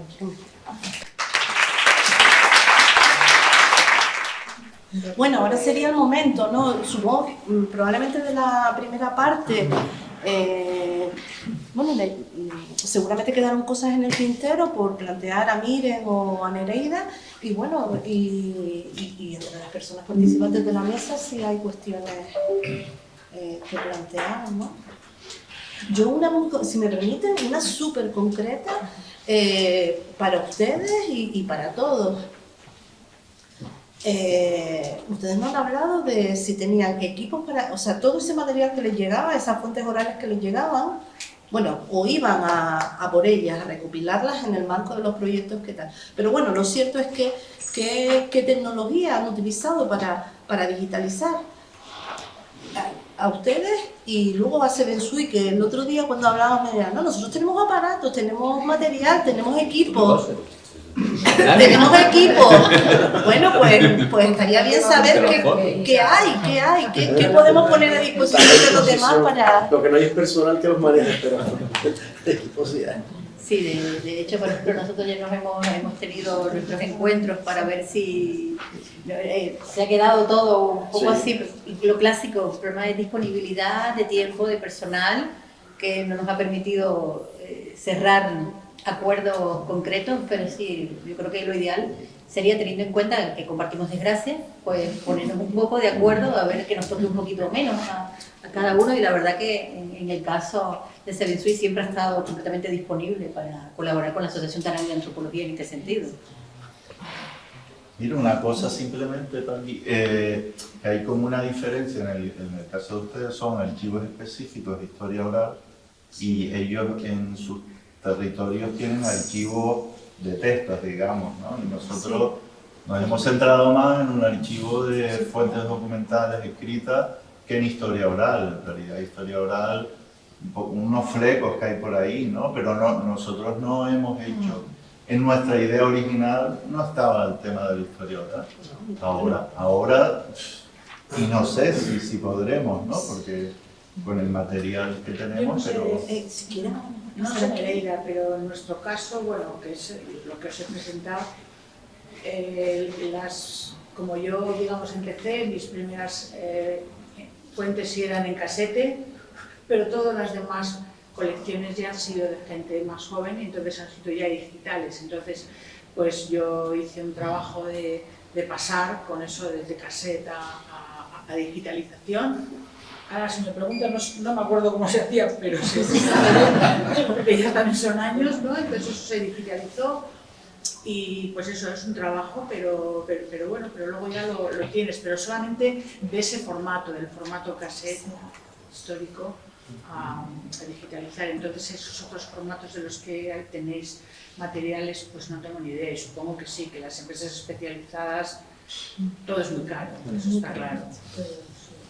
Puedo añadir que en nuestro caso, sí, en el caso de la estrategia de memoria histórica, sí que tuvimos un montón de atención hacia las fuentes orales, porque en nuestro ámbito de la memoria histórica está apenas documentado en el territorio español, mucho menos en Canarias, existe bibliografía, pero es muy poca, y además teníamos esa conciencia de lo que comentaba anteriormente Sebensui, de que teníamos que hacer una arqueología de urgencia con personas que estaban casi que en edades muy próximas a fallecer, ¿no? Y a desaparecer. Por lo tanto, para nosotros las fuentes orales eran fundamentales para conformar ese archivo. Por supuesto que también recibimos fotografías que fueron digitalizadas, pero el grueso del archivo y de la estrategia se basaba en los testimonios orales. Testimonios orales que, como comenté anteriormente, tenían sus dificultades para ser dados. Y aprovecho para comentar algo a colación de lo último que comentabas, Paqui, sobre esta necesidad de llevar el archivo a lo público, ¿no? Pasar de las iniciativas privadas y personales a lo público, para compartirles también una idea que tengo, una reflexión que tengo desde hace un tiempo, y que como que cuando tuve la oportunidad de conocer a María Belén Correa, que es una de las fundadoras del Archivo de la Memoria Trans en Argentina, con quien coincidí hace unos meses en TEA, ella y yo estábamos de acuerdo en que existe una parte de la memoria histórica de los archivos relacionados a ella que de algún modo cuando acceden a lo público se pueden enfrentar a riesgos que no enfrentan cuando están en manos privadas. Sobre todo si hablamos de materiales o de nociones de memoria histórica que de cara a que esa institución pública esté en manos de corrientes políticas que entienden esta información o estos contenidos, como puede ser concretamente en nuestro caso del archivo de las disidencias sexuales, como material que no es relevante, que no sirve o que no está en consonancia con una serie de políticas, sencillamente el archivo se destruye. Y esto me lo comentaba María Belén en el caso argentino, porque afortunadamente que el hecho de que el archivo de la memoria trans en Argentina naciera y siga siendo una iniciativa privada es lo que ha permitido que el actual gobierno que está en el país no haya destruido, no se haya cargado lo que está documentado. Así que me parece que hay que tenerlo en cuenta. De hecho, yo estuve ahora también en mayo en Argentina y lo que está sucediendo es que, por ejemplo, las familias están pidiendo copias o retirando material del Archivo Nacional de la Memoria para dárselo a instituciones privadas y llevárselo a sus casas porque está habiendo restricciones por parte del gobierno, no están acabando con la información, restricciones y demás. Por lo tanto, es verdad que es verdad que ahí nos podemos encontrar en el mundo en que vivimos actualmente con incertidumbres también en ese sentido que pueden ser problemáticas. Y hay que pensarlo, hay que ser conscientes, no idealizar solo, porque esas están sujetas a los vaivenes que en procesos como el actual, ¿no? de posibilidades de procesos democráticos importantes puedan ser un peligro también para este tipo de memoria, de archivo. Tengo una pregunta para Brito, perdona. Brito. Sí. Antes, cuando estabas comentando de la donación de los archivos de trabajos hechos desde la universidad, de estudiantes de la universidad que ahora formaban parte del archivo, ¿cómo negociaste o cómo se negoció el uso de esos materiales nacidos en un contexto académico para una asignatura X o un ámbito y que luego se compartiera o que se pongan o se vayan a poner en abierto? ¿Cómo se negoció eso? Bueno, esto era un proyecto del Ayuntamiento de Santa Lucía con nosotros y en la autorización y en la negociación con cada una de las personas que participaron había un consentimiento. De hecho, el Ayuntamiento se queda con una parte del archivo, nosotros con otra, y ellos saben que eso va a ser así. El Ayuntamiento en principio solo como custodia, no es para consulta, va a formar parte de su archivo y nosotros sí para formar parte de nuestro archivo. Pero se negoció con todas las personas que participaron, durante el proceso se iba bueno, creo que fue, no sé si Jenna fue la que comentó, ¿no? La necesidad de ser explícitos en qué tipo de proyecto es, para qué va a utilizarse la entrevista, poder aclarar eso con las 30 personas, algunas de ellas. De hecho, lo que sí nos sucedió fue que íbamos a entrevistar muchas menos y cuando la gente del pueblo se empezó a enterar que había, claro, ¿por qué entrevistas a este y a mí no? Y entonces empezaron a aparecer cada vez más informantes y al final no tuvimos capacidad incluso tuvimos que parar porque no teníamos más tiempo, ¿no? Pero se generó una predisposición, una especie de contagio ahí. Pero sí, a todas las personas hubo un proceso previo donde nos iban conociendo, aunque algunas luego, siempre la primera parte era claramente abordándose. Sí, no, bueno, sí. Pensé que había alguna otra gestión previa, nosotros igual para las cosas que hacemos. Tenemos ahora mismo un proyecto de innovación educativa en el que estamos trabajando con una entidad privada en La Gomera, pero el proyecto de innovación educativa pertenece a la universidad y lo estamos haciendo en el contexto de unas asignaturas concretas de la universidad. Entonces, al final se forma ahí una cosa y le hemos dado la forma de una entrevista etnográfica en la que la persona tiene que quedar claro, el estudiante para qué lo está haciendo, la persona que lo está respondiendo para qué va a ser utilizada, de qué modo se va a utilizar, a quién se le va a entregar los resultados. Sí, sí. Bueno, perfecto. Lo que pasa es que esto no forma parte de una asignatura, es un proyecto, no sé cómo llamarlo, la verdad, pero es un espacio, laboratorio de historia social, que está compuesto por estudiantes y profesores, investigadores, y no forma parte de ninguna asignatura ni de ningún proyecto de investigación específico. Entonces, digamos que desarrolla una serie de actividades y una de ellas ha sido el campo. Gracias. Una cuestión, el gran problema que nosotros nos encontramos, como trabajamos con fuentes, digamos, que hemos recopilado, hemos rescatado, pero que no hemos hecho de forma activa, era, aunque incluso había algunas personas que tenían autorización o podríamos tener acceso a esa persona, claro, ese material ya no tenía el mismo fin. Yo he hecho mis entrevistas para mi tesis doctoral y yo tengo autorización, pero esa autorización es válida para el archivo. No lo creo, en la medida que claramente se especifica que es para mi investigación personal y que yo publicaré cosas. Pero esto se lo estoy poniendo ya de manera pública.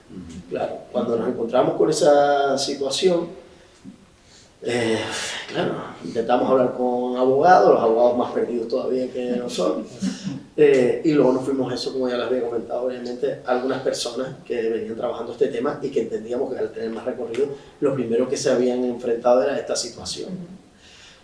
Y digamos que la mayoría utiliza una laguna legal, que es, ahí está, lo puedes escuchar, pero digamos, yo no lo puedo publicar, no lo puedo, pero no hay nada que me impida a mí que yo te deje escuchar ese caso y que tú tomes nota. Digamos que es como una pequeña laguna, por eso lo de la importancia de... Pero luego esa parte tiene que ver con la ética. Y ahí, claro, porque yo me planteo, bueno, en fin, legalmente lo puedo hacer, al menos por ahora, hasta que... o lo podemos hacer, porque yo sé que se hace en muchas partes, en muchos archivos sonoros, es el criterio común, pero éticamente estamos permitiendo acceder a un contenido personal, en la mayor parte de los casos, sin una autorización expresa y sin cumplir con los años mínimos que establece la ley para poder utilizar esa información, que si lo hubieran pasado no tendríamos ningún problema, sí, pues ya estamos cubiertos. Pero en este caso, claro, eso afecta a la divulgación, afecta también a la consulta y nos afecta a nosotros mismos a la hora de reflexionar si estamos haciéndolo bien, ¿no? Claro, nosotros nos centramos en la importancia, en el valor que tiene ese contenido, como investigadores en este caso, ¿no? Y eso le damos una importancia que es la que nosotros le otorgamos, pero no en la protección de esa intimidad o de esa información que no cuenta con autorización. No, evidentemente, eso es una reflexión, no tengo la solución. Pero creo que es un tema que desde los archivos de fuentes orales tenemos que seguir reflexionando y buscar si somos capaces de encontrar alguna solución común que deje también de vivir esa casuística en la que nos encontramos cuando vamos a consultar a un sitio u otro. Y una última cuestión también, mostrar mi satisfacción en el que seamos capaces, es decir, veo que en Canarias el tema de las fuentes orales preocupa mucho, que hay personas que en distintos ámbitos están trabajando con este tema y tengo la sensación de que bueno, estamos en el inicio de crear algo común que verdaderamente sirve para rescatar la cantidad de fuentes orales que tenemos por ahí ya en soporte y la que todavía podemos recopilar, que tenemos mucha gente por ahí, muchos temas interesantes que abordar y que, en fin, vivo esto como satisfacción y por nuestra parte cualquier tipo de colaboración estamos abiertos porque al final lo que nos interesa es que los aparatos para digitalizar. El personal técnico para cambio por personal. Alexis está abriendo la palabra. No hay tiempo ninguno. No, bueno, No hay tiempo ninguno, vamos, pero la comida la tenemos a las 3 menos Yo arranco cuarto. aquí como profesor universitario, he sido profesor de secundaria 30 años, ahora felizmente jubilado. Y a mí, por un lado, me asombra una cosa de lo que ustedes están hablando, todas las dificultades que tienen para reunir fuentes, cómo no hay apoyos institucionales, cómo está todo muy desorganizado, uno va por un lado, otro va por otro, ¿no? Es una reflexión pregunta. Y la segunda, que para mí es la más importante, y yo siempre, digamos, a la universidad siempre siempre hacía la reflexión con la gente que daba clases en la universidad, cómo a veces la investigación que se hace arriba, que son ustedes los que lo hacen, y nosotros hacemos, digamos, la transposición didáctica para alumnos adolescentes, por decirlo de alguna manera, no llega abajo. Es decir, yo acusaba siempre a los profesores universitarios de que se quedaban arriba, en su entorno. Y yo creo que un aspecto fundamental de la universidad es que el conocimiento se difunda a la sociedad y, evidentemente, a la enseñanza secundaria, porque somos nosotros los encargados de difundir el conocimiento que ustedes producen. Y eso me da la impresión de que el ámbito universitario está arriba y no hace el esfuerzo de llevar esa información abajo, digamos, a otros sectores de la educación que tendríamos la obligación de transmitir ese conocimiento que ustedes producen a partir de sus trabajos científicos, ¿no? Y es una pregunta, reflexión, yo no sé si cabe aquí ahora, pero en fin, siempre me la planteo, ¿no? Yo desde luego no voy a contestar. Yo no soy investigadora, soy una mera bibliotecaria. No te lo digo. O sea, no. Y mi preocupación fundamental, y creo que de las personas que conformamos el proyecto, es hacer que toda esta documentación no se pierda. Digo, en sentido amplio. Y difundirla, y difundirla. Sí. Eso es lo importante. Bueno, solo te puedo contestar una cosa sobre eso, si me permites. También a lo mejor depende, o sea, no vamos a hacer aquí ahora un trapase de culpas, ¿no? Pero a nosotros nos han pedido materiales desde secundaria. También es verdad que hay gente que bueno, que también investiga, que ha hecho su tesis, que estuvo aquí trabajando y ahora es profesor. No sé, y nos piden materiales del archivo. Y la digitalización. Y la lo que digitalización, la voluntad de... claro. Que la digitalización precisamente, No sé. Claro, el objetivo es la difusión, pero- es abrir todo eso que está aquí Claro. a toda la sociedad. Siempre son personas inquietas. En otra ocasión nos contactaron para ver de todo esto, el archivo, la transición, la digitalización, a ver qué se podría plantear en las pruebas de, ¿cómo se llama? ¿De BAU? Por ejemplo, ¿no? Claro, siempre es la iniciativa de alguien que tiene algún tipo de inquietud especial, pero... Sí, pero... Que en el caso de la estrategia, lo que yo puedo comentar es que afortunadamente la Consejería de Educación, posteriormente al trabajo que realizamos, nos encargó a mi compañera Sara Beatriz Tejera y a mí la realización de una guía didáctica que estará alojada en Medusa a propósito de la vida de mujeres transexuales en la transición. No, pero se lo puede comentárselo a sus compañeros y compañeras para que lo sepan. Yo creo que sí que en ese sentido las redes sociales y bueno, todo internet pues ha contribuido mucho, ¿no? También a la difusión bueno, del conocimiento desde la universidad también. Y bueno, yo también lo concibo esto de la relación entre investigación, docencia universitaria y docencia en secundaria. Yo lo que veo es que, bueno, pues nosotras investigamos, intentamos transmitir en la medida de lo posible nuestra investigación a nuestro alumnado universitario, que a su vez lo estamos formando para ser profes de secundaria y que van a poder de alguna forma transmitir también esos conocimientos, esos digamos, resultados de las investigaciones. Por ejemplo, yo así lo entiendo pues, con el tema de la historia desde una perspectiva de género, de la historia de las mujeres, ¿no? Yo formo a mis alumnos, a mi alumnado en la universidad, haciendo hincapié en ese enfoque, y luego entiendo que de alguna manera lo van a poder transmitir a sus alumnos en secundaria. Bueno, eso es una manera, pero comprendo perfectamente también esa percepción, ¿no? de lejanía, de alejamiento, de cosa demasiado elevada, teórica, yo qué sé. Marta, ¿tú querías intervenir? Sí. No, yo darles la enhorabuena. Yo creo que efectivamente, como tú dices, hay perspectiva.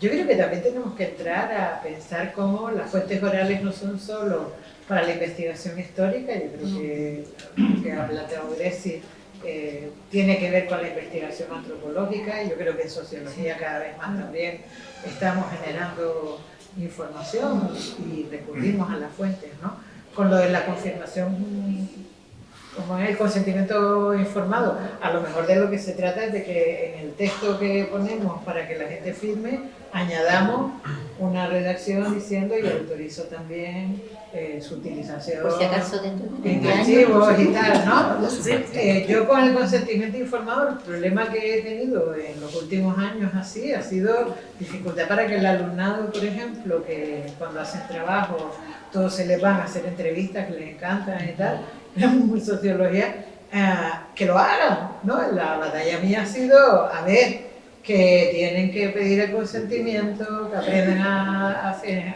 el documento, ¿no? Esa es como lo de los plagios y estas cosas, es decir, hay cosas que son súper básicas en la formación con el alumnado y que el alumnado en general en nuestro mundo y en este momento rechaza sistemáticamente, ¿no? De decir, mira, es que esto es para esto, tal, ¿no? Pero sí, yo creo que una posibilidad es que añadamos cuando entrevistamos en los textos estos que ya están, ¿no? Y más o menos están redactados, donde explicamos el proyecto, los objetivos, etcétera, añadir eso. Y entonces eso supondría también hacer un trabajo en general en los campos de la investigación, apelando a que la gente que hace investigación quali con entrevistas, etcétera, se animen a entregar esa información recibida al archivo. Y a lo mejor lo que tenemos que empezar a idear aquí en Canarias es la creación de algo. Yo creo que lo público hay que seguirlo defendiendo, aunque a lo mejor hay que meter una cláusula también para la clase política de decir esto no puede depender de un gobierno, ¿no? Yo creo que a lo mejor, hablando con Inma, con los archivos provinciales está habiendo problemas, ¿no? Son archivos no autonómicos, no dependientes de las instituciones canarias, y a lo mejor debíamos empezar a plantear la posibilidad de que el gobierno autónomo de Canarias genere un archivo. No, sí, depende. Depende del archivo. Está seguida la competencia. Está cedida la competencia. Está cedida a la consejería. Sí, sí, el director de ahí. Vamos, depende de Pero cada hablo de la ignorancia. Entonces, acaban de nombrar al director el gobierno de Canarias, el de Las Palmas lo nombraron hace unos años, hace poco. pero lo que se podría es tener una negociación, porque a mí me da la impresión de que los archivos están más orientados desde el enfoque de la documentación, ¿no? Y no desde la oralidad, ¿no? Entonces, a lo mejor abrir alguna línea de diálogo y de reflexión sobre este tema para que... Este de aquí tiene además buen material y tiene buenos recursos técnicos para... Sí. De hecho, siempre están comprando, por si acaso se agota, mira, para reponer bombillas de las máquinas que hacen algo que ya no se hace. Pues si consigo 10, pues compro las 10, por si acaso. Pero significa que no haya habido respuesta, porque si hubiera un interés, ¿no? Es una cuestión, como siempre, de disponibilidad de tiempo. Tendrán una carga grande. Sí, la disponibilidad de tiempo y los recursos humanos, a veces, que son los del tiempo, pues, son un problema. Miren, Nereida, ¿quieren decir algo más? O la gente del público, es una pena. A mí me habría gustado devolver a las personas, que sé que hay varias aquí, que hacen trabajo de fuentes orales, o sea, que recopilan fuentes orales para documentales, para libros,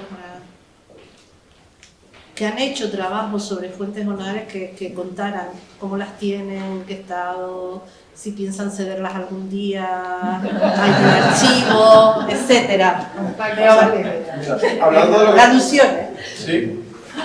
Es que yo tengo bastante material audiovisual. He grabado a mucha gente, he recopilado a mucha gente, me han cedido muchas cosas, pero estoy viendo, yo tengo, igual que Sebe, yo tengo para grabar cassette, VHS, Super 8, yo tengo todo y lo sé hacer, pero no tengo tiempo, tengo que trabajar. Tienes materiales para digitalizar todo eso. Y se ven también. Pero claro, nosotros somos privados. ¿Cómo voy a acceder a la universidad si no tienen para hacer nada? Me explico, que al final me estoy dando cuenta que tenemos todos el mismo problema. Yo sí que tengo el material, pero no dispongo del tiempo. Y ustedes, que yo, bueno, estaba hablando ahora con Domingo y eso, yo tengo un montón también de archivos y de material documental y de documentos. Que claro, eso sí, pero todo el tema audiovisual, estamos hablando de que hay material de Antonio Cubillo que no se puede digitalizar, o es muy complicado, o son iniciativas privadas. Yo no tengo el material para hacerlo. Pero claro, la tecnología. Estamos hablando del mismo tiempo y la disponibilidad que tenemos para poder hacerlo. Yo no puedo ni digitalizar lo que yo tengo, porque tengo que trabajar, tengo que dedicar el tiempo a hacer los documentales, a grabar a la gente, y al final lo que hago ahora sí está todo digitalizado. Pero lo que tengo de antes, cosas que me ha seguido, por ejemplo, Julio y más gente, cintas que me ha seguido mucha gente, no tengo el tiempo para ponerme ahí a digitalizar el esto. Y al final la universidad no tiene tampoco los medios para hacerlo, ¿no? El equipo voluntario. Entonces, ¿cómo la pornografía hay una potencial colaboración de alguna manera, ¿no? Claro, pero al final yo también, en mi caso, yo soy yo trabajando todo el día un montón de horas. Entonces, el equipo lo tengo. Yo tengo un estudio. Claro, ¿quién maneja los equipos? ¿Qué es lo que está diciendo Seven? Seven tiene también el equipo, ¿quién los maneja? Yo para manejarlo tengo que disponer mi tiempo para eso. Entonces ya no me da tiempo ni digitalizar el mío, que tengo un montón de cintas, de entrevistas de gente mayor, de campesinos, de pescadores, de todo. Entonces al final la realidad es... Que al final topamos con una cuestión de... que estamos hablando al final de yo, que soy un pobre diablo, tengo un material y tal, y tengo el mismo problema que tienen ustedes. Sí. En parte, ¿no? Yo sí que tengo los aparatos para hacerlo, pero al final estamos todos aquí buscando... O sea, todavía falta como un montón de apoyo para que todo esto... no sé. Pero bueno, porque está bien. ahí estaban hablando de un presupuesto de 8.000 euros, que es eso para un gobierno y para un ayuntamiento, para un cabildo, eso no es nada. Para la universidad a lo mejor es otra cosa, pero para un cabildo 8.000 euros se lo gastan en un catering. Y estamos hablando que no hay para digitalizar esto de una pena. Más palabras, porque si no, ¿cómo lo ven? Más intervenciones, dudas. No, yo no sé, a lo mejor, por dar quiero decir que a lo mejor una de las cosas que es positiva de un encuentro como este es primero conocer que hay muchas iniciativas, hay más. La FEDA que está haciendo también recopilación de material audiovisual y tal. Claro, a lo mejor una mesa de trabajo que diga, por ejemplo, hay materiales que pueden estar en un estado peor de conservación y a lo mejor ponemos de acuerdo para ver si hay recursos de colaboración para decir, bueno, pues a lo mejor lo prioritario, a lo mejor, quiero decir que cada uno tiene lo suyo, pero podemos decir, a lo mejor hay materiales que están en un estado de conservación muy malo y entre todos, con los recursos que podamos aportar o conseguir o lo que sea, intentar ver si esos materiales son los primeros en colaborar. Por ejemplo, podemos compartir mecanismos, pues claro, el problema está con lo que ya está hecho como fuentes orales, pero de lo que se haga a partir de ahora, si logramos tener, digamos, una especie de patrón común o una pauta común para generar, pues por ejemplo, es tan sencillo como compartir un formulario de consentimiento que sea el mismo, más o menos el mismo, que sigamos un criterio parecido en la indexación, es decir, que podamos generar pautas por ahora, es decir, lo ideal sería llegar allí, pero bueno, de aquí a allá podemos ir haciendo cosas que a lo mejor cada uno de los archivos tiene pautas más o menos parecidas, a lo mejor podemos trabajar coordinadamente en ese sentido, y ahí podemos también poner sobre la mesa jerarquías, ¿no? Es decir, si hay un fondo que está muy deteriorado de Antonio Cubillo, pues todos podemos decir, pues a lo mejor es que eso es prioritario, vamos a intentar ver si entre todos podemos hacer que lo que esté peor lo abordemos, y hay cosas que pueden esperar porque están en mejores condiciones, porque por lo que sea, ¿no? Entonces a lo mejor una mesa de trabajo, una especie de red, crear una especie de red de iniciativas de archivos simplemente para compartir, para apoyarnos, porque mientras habrá que sobrevivir, una especie de mientras tanto que podemos ir gestionando con la voluntad de todos y los recursos parciales y se pueden ir consiguiendo, no sé, digo yo, por no salir de aquí diciendo, vale, está todo fatal, hay muchas iniciativas muy bonitas pero no tenemos recursos. Bueno, a lo mejor cada uno puede aportar algo, no sé. Yo como soy muy entusiasta, ustedes saben que...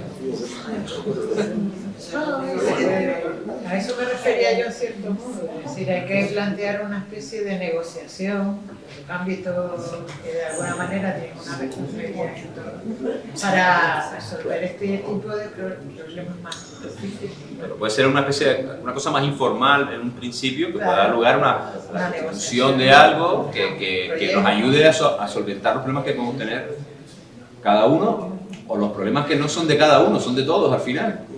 Un poco, que la idea que no es un problema de cada uno de nosotros, sino que al final son problemas de todos, entonces a lo mejor encontramos solución. Si no llega a ver no te enteras de que lo de Cubillo te lo puede hacer este hombre, ¿no?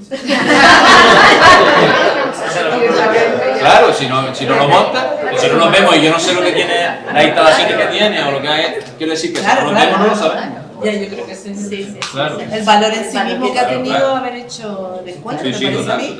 De ustedes hemos aprendido muchísimo, no sé si soy yo la que aprendí a cerrar. Ha sido muy interesante. Tú siempre me mandas cada día después de que vengo aquí y eso me pasa por hablar. Vamos a ver, Pues nada, esto mismo que acabas de proponer, redáctalo para dejar por las conclusiones de la jornada.